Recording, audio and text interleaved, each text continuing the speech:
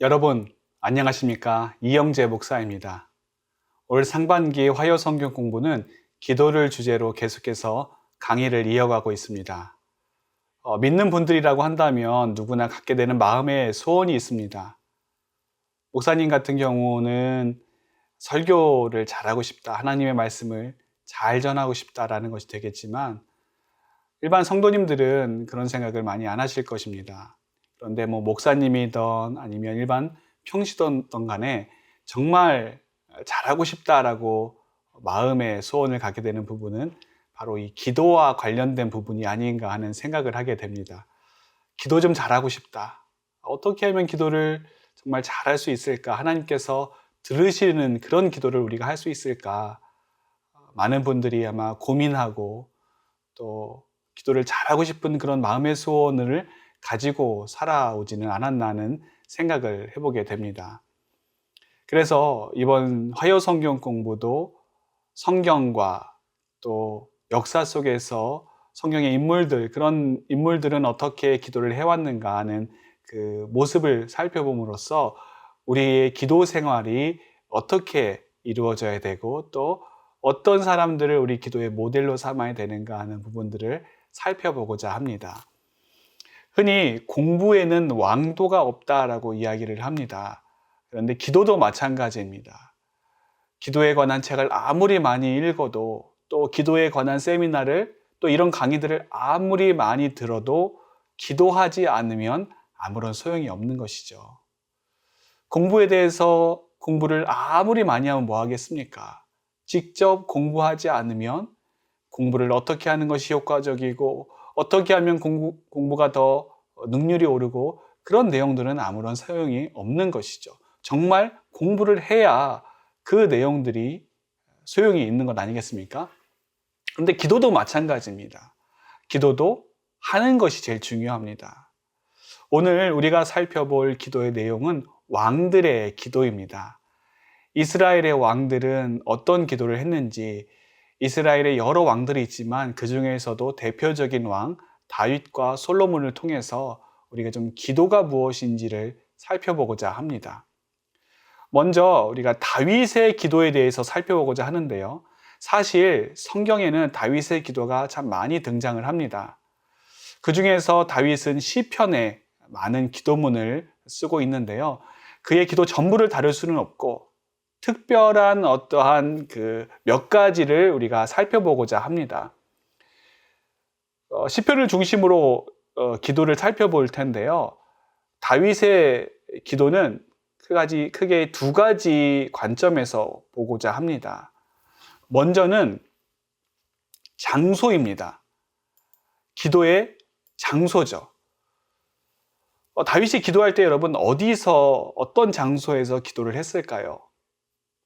왕이 되기 전에는 이제 양을 쳤기 때문에 들판에서 양을 치던 그런 곳에서 초장에서 아마 기도하지 않았을까 우리가 생각해 볼 수가 있겠고요. 또 왕이 되고 나서는 왕궁에서 기도했을 것입니다. 그리고 하나님의 그 법궤 앞에서도 기도했을 것이죠. 그런데 이런 일반적인 장소 말고 특별한 장소에서도 다윗은 기도를 했습니다. 그래서 시편에 나오는 그가 기도했던 특별한 장소를 중심으로 좀 이야기를 나눠 보고자 하는데요. 그의 기도에 대한 또 다른 관점은 그가 처했던 상황입니다. 다윗은 어떤 상황에서 기도했을까요? 그가 처한 상황에서 그가 한 기도의 내용들을 보면 다윗의 심리 상태, 당시 심리 상태를 우리가 살펴볼 수가 있습니다. 그리고 그가 당한 일들에 어떻게 그가 기도했는가를 통해서 오늘 우리의 삶에도 그것을 적용해 볼 수가 있는 것이죠. 먼저는 기도의 장소입니다. 그는 참으로 다양한 장소에서 기도를 드렸습니다. 여러분, 일반적으로 우리가 기도를 하는 곳, 기도를 하는 장소라고 한다면 어떤 곳이 떠오르십니까? 대부분의 분들이 아마 교회를 떠오르실 것입니다. 또 어떤 분들은 집에서 기도를 많이 해서 집이라고 대답하는 분들도 있을 것이고, 또 어떤 분들은 기도원 같은 곳에서 기도했기 때문에 기도원이 떠오르는 분들이 있을지도 모르겠습니다. 근데 이런 것들은 사실 우리의 생활 반경 안에 있는 곳들입니다. 특별히 멀리 출장을 간다든지 아니면 직업상 여기저기를 다녀야 되는 분들이 아니라고 한다면 기도하는 장소는 대부분 정해져 있게 마련입니다. 그런데 만일 그러한 어떠한 정해진 이유 때문이 아니라 여기저기 돌아다니는 이유가 좋은 이유가 아니라 좋지 않은 이유 때문이라고 한다면 이야기는 좀 달라지죠. 별로 좋지 않은 이유로 인해서 어떤 사람이 다양한 장소에서 기도를 드렸다라고 하는 것은 그 사람의 삶이 평탄치 않았음을 우리는 추측해 볼 수가 있습니다. 사실 그러면 안 되지만 우리가 언제 제일 많이 기도하는가? 어려움이 생겼을 때죠. 우리의 삶에 고난이 찾아오고 힘든 일이 생겼을 때 우리는 참 기도를 많이 하게 됩니다. 물론 그런 상황 속에서도 끝까지 기도 안 하는 사람이 있습니다. 버티는 사람이 있죠. 그러나 많은 경우 정말 힘들 때는 기도하게 됩니다. 위대한 신앙의 인물이었던 다윗도 크게 다르지 않았습니다. 그러면 다윗이 어떠한 장소에서 하나님께 기도를 드렸는가? 특별히 그가 어떤 특별한 장소에서 기도를 드렸는가 한번 살펴보도록 하겠습니다.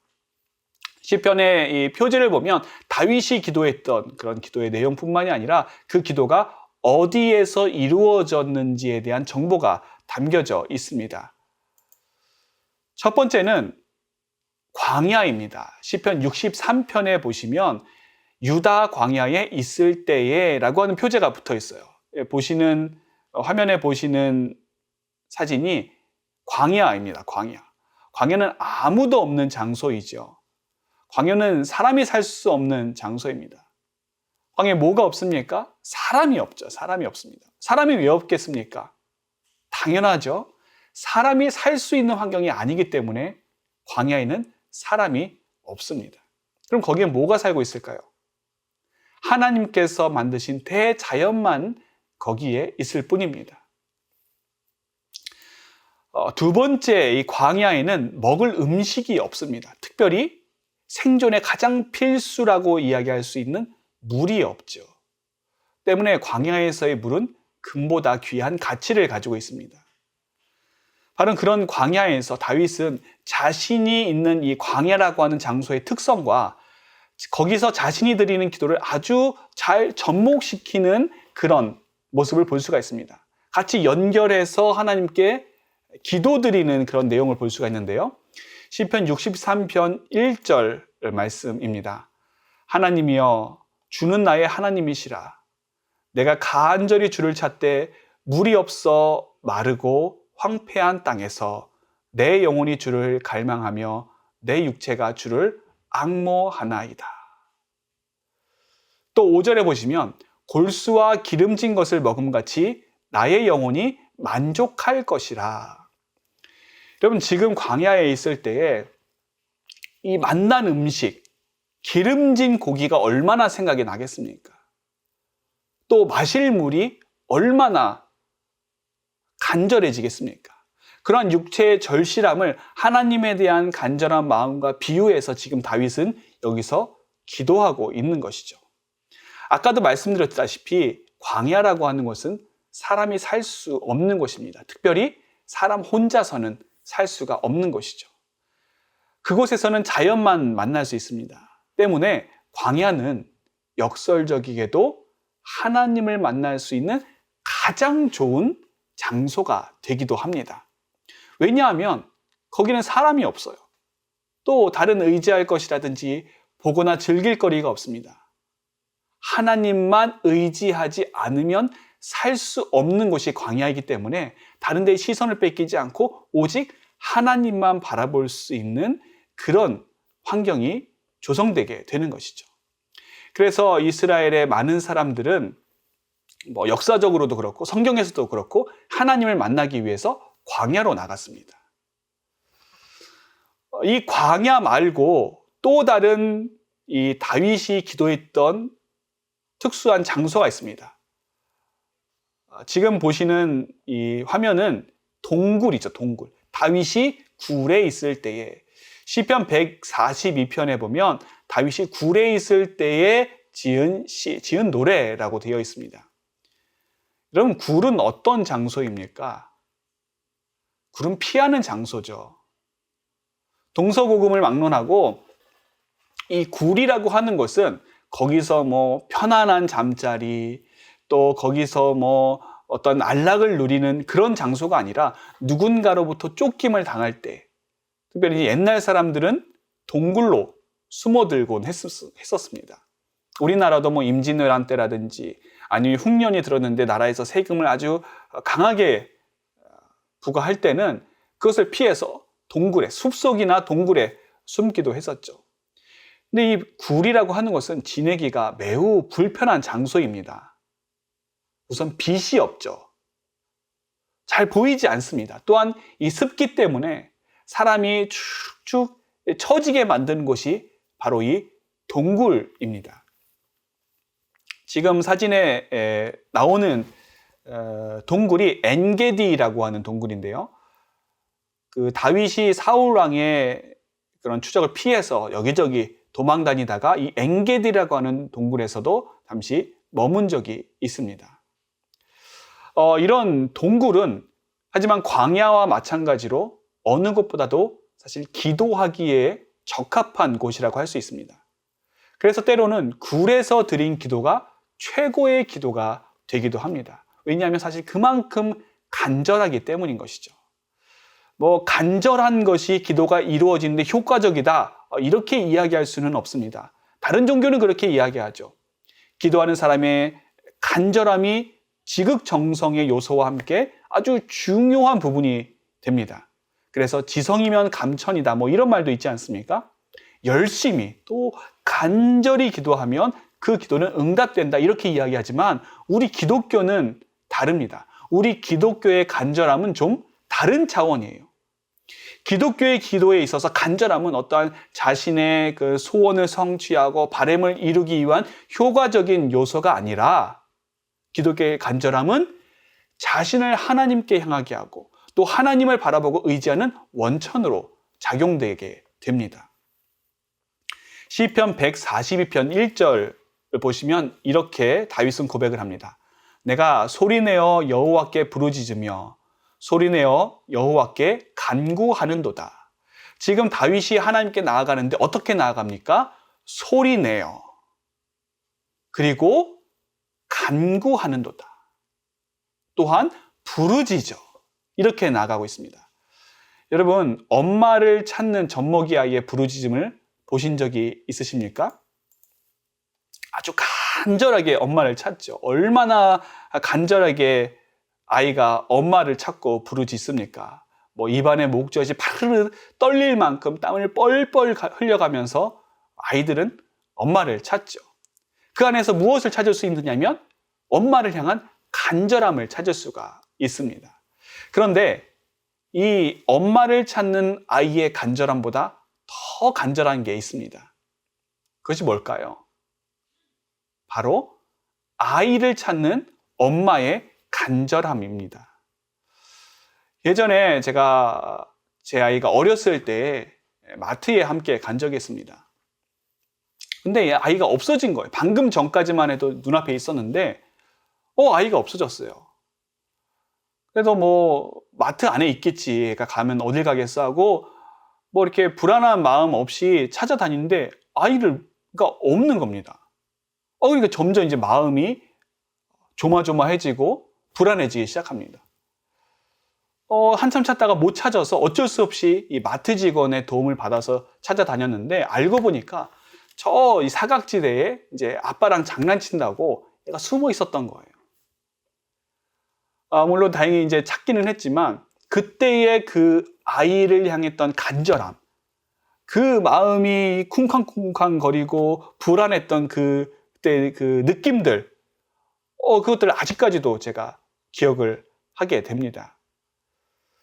예수님께서는 잃어버린 양에 대한 비유를 해주셨습니다. 목자가 얼마나 애가 탔는지 100마리 중에서 99마리는 놓아두고 한 마리를 찾기 위해 떠나가게 되는 것이죠. 99마리가 안 중요해서가 아닙니다. 그만큼 한 마리가 중요하기 때문인 것이죠. 우리가 흔히 이성적으로 합리적으로 판단할 때는 한 마리 정도 뭐 잊어버려도 99마리 챙기면 되는 건 아니겠습니까? 그런데 이 한 마리를 향한 목자의 그 간절함, 그 절실함이 있기 때문에 99마리를 놓아두고 한 마리를 찾으러 목자는 떠난 것입니다. 얼마나 간절하고 절박했던지 이성적인 판단이 이 목자에겐 들지 않았던 것이죠. 우리가 간절함을 가지고 우리만의 동굴에서 기도드릴 때 기억해야 되는 것은 나보다 우리 하나님께서 나를 향한 더 큰 간절함을 가지고 계신다라고 하는 것입니다. 더 큰 절박함이 우리 하나님께 있어요. 그걸 잊지 말아야 됩니다. 우리는 뭐 오랜만에 기도하거나 또 어쩌다가 기도할 때 좀 겸연쩍기도 하고 죄송스럽기도 하고 이래도 되나 싶은 생각이 들 수 있는데 이래도 됩니다. 아무리 오래 기도 안 하고 정말 오랜만에 기도하는 것이라고 해도 괜찮습니다. 왜냐하면 하나님께서는 그동안 애타게 그 기도하는 분을 기다리고 계셨기 때문인 것이죠. 우리가 이것을 기억한다면 기도할 때 더 가벼운 마음으로 기도의 자리로 나아갈 수가 있을 것입니다. 첫 번째 다윗이 기도했던 특별한 장소는 광야였습니다. 그리고 두 번째는 동굴이었죠. 세 번째는 성전입니다. 이 시편에 보면 성전에 올라가는 시라고 하는 표제들이 붙어 있는데요. 다윗의 가장 큰 소원이 무엇이었습니까? 그는 이스라엘의 왕이 되는 것이 그의 소원이 아니었습니다. 또 강력한 왕국을 이루어서 주변 나라들을 정복하는 것이 그의 소원이 아니었죠. 그의 가장 큰 소원은 바로 하나님의 성전을 건축하는 것이었습니다. 하지만 안타깝게도 하나님께서는 그로 하여금 하나님의 성전을 건축하도록 허락하지 않으셨습니다. 다윗이 피를 많이 흘렸기 때문에 그 성전 건축하는 일은 다윗의 아들인 솔로몬에게 허락된 일이었습니다. 때문에 이 다윗 시대에는 아직 성전이 없었습니다. 그렇다고 뭐 모세의 성막, 온전한 그런 회막이 있었던 것도 아니었고요. 다윗 시대에는 성막 안에 지성소에 있었던 법궤 정도가 있었습니다. 그렇기 때문에 이 성전에 올라가는 시를 다윗이 지었다고 보는 것보다는 후대의 사람들, 그러니까 성전이 지어지고 난 다음에 후대의 사람들이 성전에 올라갈 때 다윗이 지었던 시를 찬양하고 그것으로 기도하면서 올라갔다라고 하는 견해들이 있는데 이것이 좀 더 맞는 것 같습니다. 어쨌든 이 성전에 올라가는 시는 이스라엘 사람들이 성전에 올라가면서 하나님을 뵈러 가면서 지었던, 또 불렀던, 암송했던, 기도했던 그런 내용들인 것이죠. 여러분 주일날 예배 드리러 나오실 때에 또는 뭐 요즘 같은 경우 가정에서 코로나로 인해서 교회에 오지 못하고 영상으로 예배 드리는 때에 먼저 기도해 보신 적이 있으십니까? 예배 드리기 직전까지 뭐 내가 하고 싶은 거 다 하고 딱 예배 시간이 돼서 차인벨이 울리면 그 시간에만 앉아 있으면 예배에 온전히 집중할 수가 있겠습니까? 우리가 운동할 때도 워밍업이 중요하다고 이야기를 하죠. 워밍업으로 본 운동에 들어가기 앞서서 몸을 좀 데피고 그리고 어떤 우리 근육을 일깨우는 것이 중요합니다. 예배도 마찬가지입니다. 예배도 예배드리기 전에 영적인 워밍업이 필요한데 그 중요한 부분을 바로 기도와 찬양이 이 중요한 요소로서 작용하고 있는 것이죠. 어떤 분들은 예배 시작 전에 좀 일찍 와서 기도하는 분들이 계십니다. 아주 좋은 습관이죠. 영상으로 예배 드릴 때에도 기도로 준비하는 시간을 따로 갖는 것이 좋습니다. 우리의 심령이 더 하나님을 바라보도록 우리의 마음이 더 하나님께 집중되도록 기도로 준비하는 그런 예배와 그렇지 않고 직전까지 예배드리는 직전까지 뭐 유튜브 영상 찾아보고 좋아하는 가요 듣고 뭐 인터넷 서핑하고 또 뭐 카톡하고 내 할 거 다 하고 예배드리는 것, 이 둘의 차이가 어떨지는 말로 다 할 수 없는 것 아니겠습니까? 그렇기 때문에 이 성전에 올라가는 이 기도, 노래, 이것을 통해서 우리가 평소에 예배드리러 가기 전, 또 예배드리기 전에 정말 우리의 마음을 다해서 하는 기도가 필요하다라고 하는 것을 우리가 살펴볼 수가 있습니다. 첫 번째는 기도의 장소였다고 한다면 두 번째는 기도의 상황입니다. 지금 보시는 이 내용들은 다윗이 어떤 상황에서 그의 기도가 올려졌는지에 대한 표제가 붙어 있는 시편들입니다. 크게 두 가지로 나눌 수가 있는데요. 지금 보이는 내용들은 부정적인 상황입니다. 그러니까 이 다윗이 부정적인 상황, 안 좋은 상황, 위기의 상황에 처해졌을 때에 기도했던 기도의 내용이죠. 그의 아들 압살롬을 피할 때, 또 아비멜렉에게 미친 척하고 쫓겨날 때, 바세바와 동치무 선지자 나단이 그에게 왔을 때, 도액이 사울에게 고자질할 때, 집사람이 사울에게 고자질할 때, 다윗이 가드에서 블레셋 사람에게 잡힐 때, 다윗이 사울을 피하여 굴에 있을 때, 사울이 다윗을 죽이려고 할 때, 또 유다 광야에 있을 때, 환난 날에 드린 다윗의 기도, 이런 다양한, 이거 외에도 수많은 어렵고 부정적인 상황에서 다윗은 하나님께 기도를 드렸습니다. 이번에 나오는 내용들은 다윗이 좋았을 때, 긍정적인 상황일 때 드렸던 기도의 내용들입니다. 다윗을 모든 원수와 사울의 손에서 구원하신 날에, 또 요압이 에돔을 소금 골짜기에 서서 12,000명을 죽일 때에 다윗은 이런 최고의 성공 자리에서도 하나님께 기도를 드렸습니다. 이런 다윗이 기도했던 내용들은 부정적인 상황과 긍정적인 상황으로 나누어 볼 수가 있죠. 다윗의 부정적인 상황들은 정말 그의 인생 가운데 지우고 싶고 가장 바닥이라고 생각했던 시기였습니다. 가장 어두울 때, 가장 고통스러울 때, 가장 지옥 같은 삶을 살 때 다윗은 기도했습니다. 이때의 기도 내용들을 보면 그의 상한 마음을 고스란히 표현하고 있습니다. 때로는 자신의 원수를 저주하기도 하고요.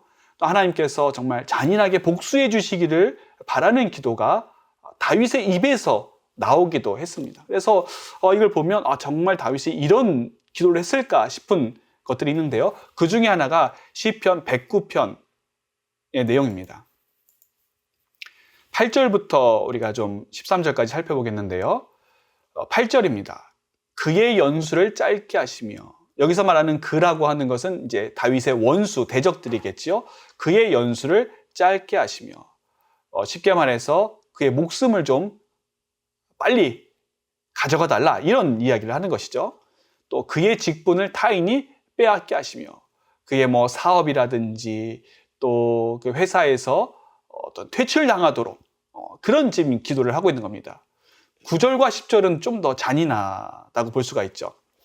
그의 자녀는 고아가 되고 그의 아내는 과부가 되며, 그의 자녀들은 유리하며 구걸하고 그들의 황폐한 집을 떠나 빌어먹게 하소서. 다윗이 얼마나 화가 나고 얼마나 마음에 크게 상했으면 이런 기도를 다 하겠습니까?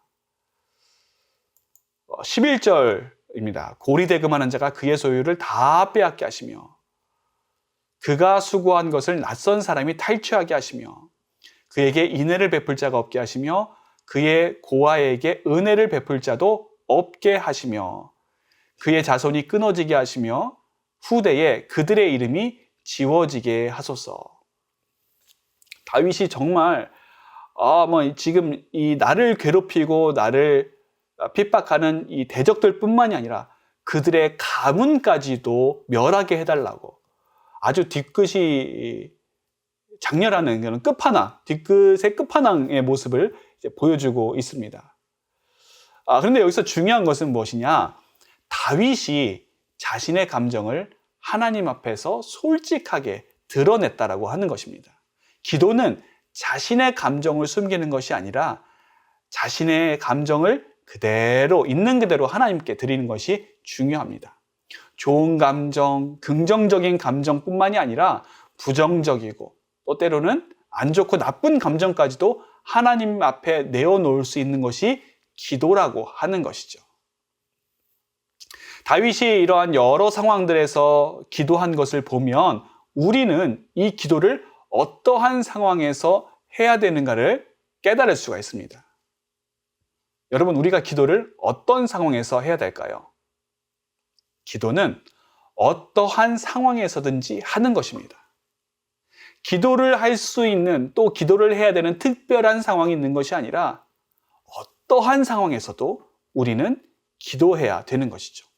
주로 우리가 힘들고 어려울 때도 기도를 많이 하게 되지만 그렇지 않고 기쁘거나 즐거울 때, 세상에서 성공할 때, 소위 대박이 났을 때에도 우리는 기도해야 됩니다.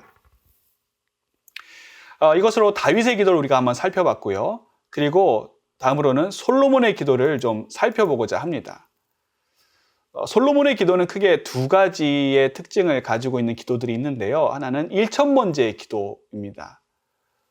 솔로몬이 다윗의 뒤를 이어서 왕이 되고 난 다음에 여러 가지 이제 일들을 하게 되는데, 그가 했던 가장 중요한 공식 행사는 하나님께 제사 드린 것입니다. 그 제사가 그 유명한 1000번제이죠. 이 1000번제라고 하는 것은 1000마리의 제물을 가지고 하나님께 번제를 드린 겁니다. 근데 어떤 분들은 이걸 잘못 해석을 하셔서 1000번, 1000번 하나님께 제사 드렸다, 솔로몬이. 그렇게 생각하는 분들이 계세요, 간혹. 그래서 우리가 헌금을 드릴 때도 1000번을 드려야 되고, 예배를 드릴 때도 1000번을 예배를 드려야 되고, 1000시간을 하나님께 드려야 된다.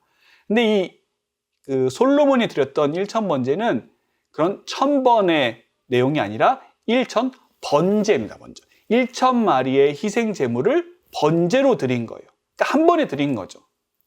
1000마리의 번제가 양이 워낙 많기 때문에 성경의 연구가들은 한 7일에서 8일 정도가 소요됐을 것이라고 추측을 합니다. 그만큼 오랜 기간 동안, 그만큼 정성을 다해서 이 솔로몬은 하나님께 제사를 드렸던 것이죠. 그런 1000번제를 다 드린 그날 밤에 하나님께서 그의 꿈에 나타나셔서 이런 말씀을 하십니다. 내가 내게 무엇을 주랴? 너는 내게 구하라. 여러분, 하나님께서 우리에게 이런 말씀을 하신다면 정말 대박 아니겠습니까? 하나님께서 우리의 모든 기도를 다 들어주신다. 무엇이든지 구하는 것을 내가 다 들어주겠다. 그럼 평소에 우리가 원했던 것들, 소원했던 것들, 바랬던 것들 다 이야기할 수 있는 절호의 찬스 아니겠습니까? 그런데 이 솔로몬이 그 자리에서 무엇을 구하는가? 그 내용이 열왕기상 3장 6절부터 9절까지 아주 잘 나타나 있습니다. 제가 한번 읽어보도록 하겠습니다. 솔로몬이 이르되 주의 종 내 아버지 다윗이 성실과 공의와 정직한 마음으로 주와 함께 주 앞에서 행함으로 주께서 그에게 큰 은혜를 베푸셨고 주께서 또 그를 위하여 이 큰 은혜를 항상 주사 오늘과 같이 그의 자리에 앉을 아들을 그에게 주셨나이다. 나의 하나님 여호와여, 주께서 종으로 종의 아버지 다윗을 대신하여 왕이 되게 하셨사오나 종은 작은 아이라 출입할 줄을 알지 못하고 주께서 택하신 백성 가운데 있나이다. 그들은 큰 백성이라 수요가 많아서 셀 수 없고 기록할 수도 없사오니 누가 주의 이 많은 백성을 재판할 수 있사오리까? 듣는 마음을 종에게 주사 주의 백성을 재판하여 선악을 분별하게 하옵소서. 이 솔로몬이 하나님께 드린 간구 기도의 특징은 우리가 세 가지로 볼 수가 있습니다. 여기서 솔로몬이 하나님께 듣는 마음을 달라 이렇게 간구를 했지 않습니까? 근데 역대기에서는 지혜를 달라, 지혜와 지식을 주십시오 이렇게 이야기를 합니다. 화면에 보시면 이제 하나님께서 지혜의 빛을 솔로몬에게 쏴주시죠. 그래서 솔로몬은 전에도 없었고 후에도 없을 전무후무한 지혜의 왕이 되게 됩니다. 이러한 솔로몬이 가지고 있었던 1000번제 기도의 특징은 크게 세 가지로 볼 수가 있는데, 하나는 하나님 중심입니다. 그리고 사명 중심이고 타인 중심의 그런 특징을 가지고 있습니다. 첫 번째로 하나님 중심입니다. 솔로몬은 자신이 왕이 된 것이 하나님의 은혜임을 이야기를 합니다. 내가 잘나서 또 내가 위대해서 뛰어나서 왕이 된 것이 아니라 하나님께서 나를 왕으로 세워주셨다. 그래서 그는 6절에 이렇게 이야기를 하죠. 또 그를 위하여 이 큰 은혜를 항상 주사 오늘과 같이 그의 자리에 앉을 아들을 그에게 주셨나이다. 하나님께서 다윗에게 은혜를 주셨고 그 은혜를 항상 주셔서 오늘과 같이 그 다윗의 뒤를 이어서 그 자리에 앉을 아들, 즉 솔로몬을 다윗에게 주셨다. 그렇기 때문에 이 다윗의 뒤를 이어 왕의 자리에 앉은 이 솔로몬은 누가 세워주셨다? 하나님께서 세워주셨다. 이런 고백을 하고 있는 것이죠. 두 번째는 사명 중심입니다. 자신이 왕이 된 것, 하나님께서 자기에게 주신 사명을 이루기 위해서 내가 왕이 됐다. 이렇게 고백을 하죠. 내 꿈이 내 이상이 아닙니다. 나의 적성이나 또 자기의 비전을 이루기 위함이 아니라 하나님께서 내게 주신 사명이 있는데 그 사명이 중요한 것이죠. 그래서 7절에 이렇게 고백을 합니다. 나의 하나님 여호와여 주께서 종으로 종의 아버지 다윗을 대신하여 왕이 되게 하셨사오나 내가 왕이 된 것은 하나님께서 되게 하신 것이고 하나님의 일을 맡기시기 위해 왕이 되게 하신 것이라고 하는 그 인식이 이 솔로몬에게 있었습니다. 그리고 주께서 택하신 이 백성을 다스리는 것이 잘 다스리는 것이 하나님께서 제게 주신 사명인데 저는 아이이기 때문에 정말 이 큰 수요, 이 많은 백성을 내가 감당할 수가 없습니다. 하지만 그 하나님께서 내게 주신 사명을 감당하기 위해서 지혜가 필요합니다. 그 지혜를 주십시오라고 그는 하나님께 간구했던 것입니다. 세 번째는 타인 중심이죠. 솔로몬의 기도는 자기가 잘 되는 것이 목적이 아니었습니다.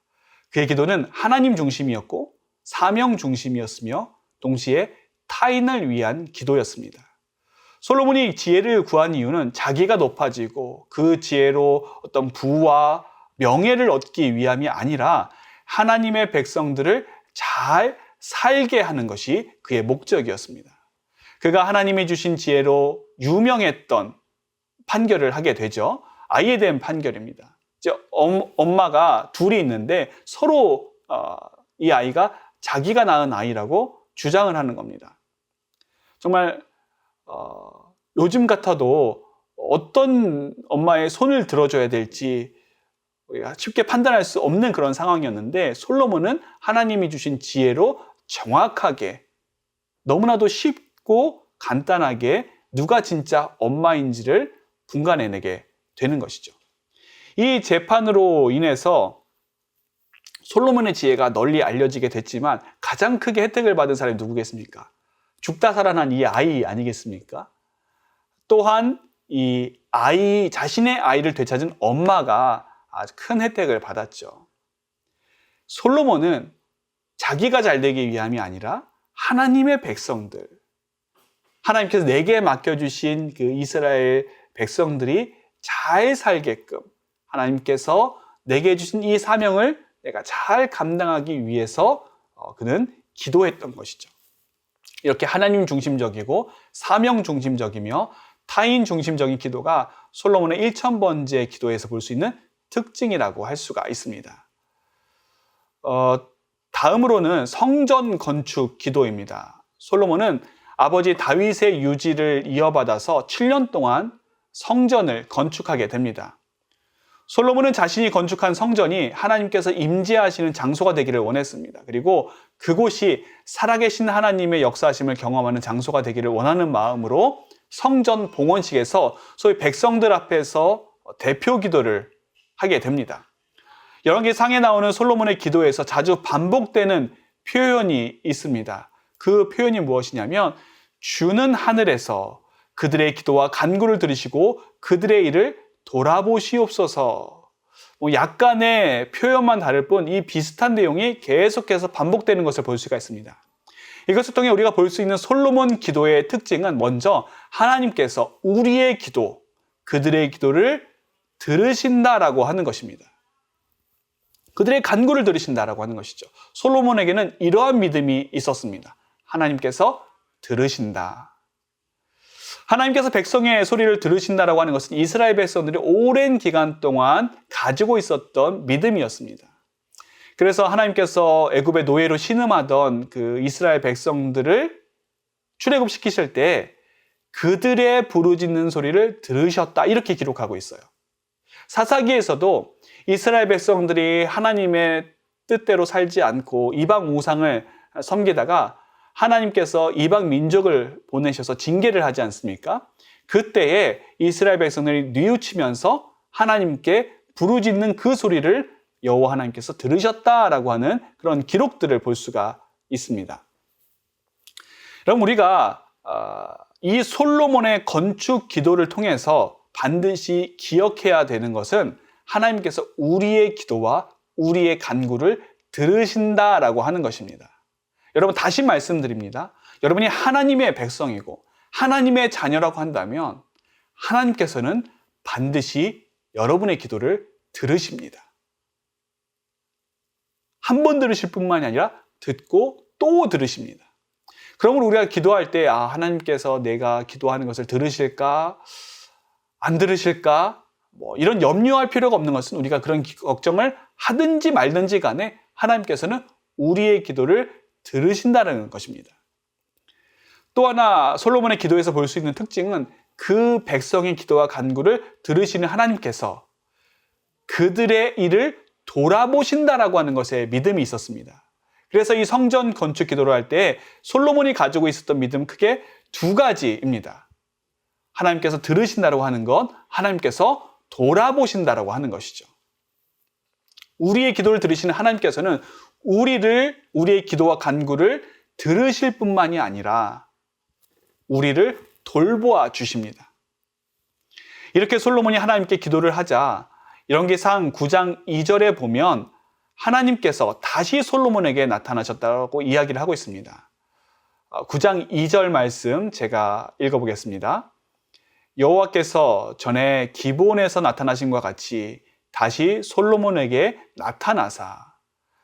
여기서 기브온에서 나타나셨다라고 하는 것은 첫 번째 기브온에서 1,000번제를 드리고 나서 하나님께서 솔로몬에게 나타나셨던 그때, 그 이후에 두 번째로 지금 성전 건축을 마치고 난 다음 솔로몬에게 하나님께서 나타나신 것입니다. 우리에게는 하나님의 새로운 나타나심이 필요합니다. 새롭게 맛보는 하나님의 역사, 새롭게 다가오는 하나님의 임재, 그게 필요하죠. 하지만 거기에만 머물러 있어서는 안 됩니다. 예전의 경험, 또 예전의 체험, 예전의 뜨거움, 과거에 있었던 영적인 어떠한 그 전성기, 그것만을 추억하는 것만으로는 안 됩니다. 우리에게는 하나님의 두 번째 나타나심이 필요합니다. 하나님의 다시 나타나심이 필요하고 하나님의 다시 역사하심, 다시 내 삶 가운데 살아계신 하나님을 경험하는 것이 필요하죠. 하나님께서 솔로몬에게 두 번째 나타나셔서 하신 말씀은 바로 기도에 관한 말씀을 하십니다.